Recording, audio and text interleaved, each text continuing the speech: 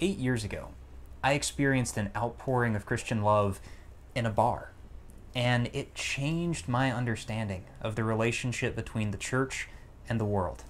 After that experience, I went to seminary, and I worked in churches for 7 years. But as my career progressed, I started to notice that as I was working in larger and larger churches with more and more responsibilities, I was getting less and less time with people. And that's the reason I originally started doing what I was doing.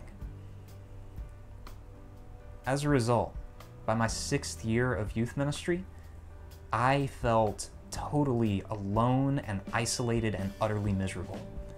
And so to cope with this, I would go and hang out with friends in bars around town.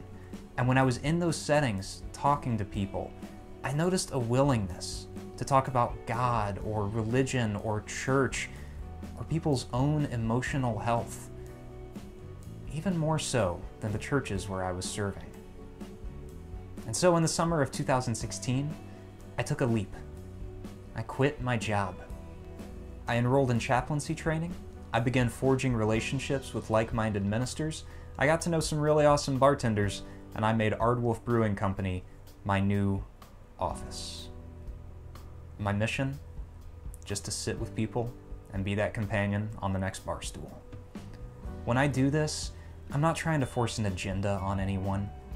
I'm not trying to emotionally manipulate someone into praying a prayer. I'm there as a companion, a listening ear, a supportive shoulder. I'm a bar chaplain.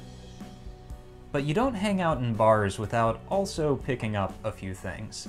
Over the past few years, I've gotten to know some amazing cocktail bartenders, and I've learned how to make a lot of the classic recipes myself, in addition to coming up with a few of my own. While my calling is chaplaincy, mixology is my hobby. And this YouTube channel is devoted to both. On this channel, I'll be posting cocktail recipes, both classic and original, and I'll also post short video essays about the intersection of church culture and bar culture. This ministry, this idea, all of this is still developing and growing. There's a lot of learning that's still happening. So I hope you'll join me on this journey.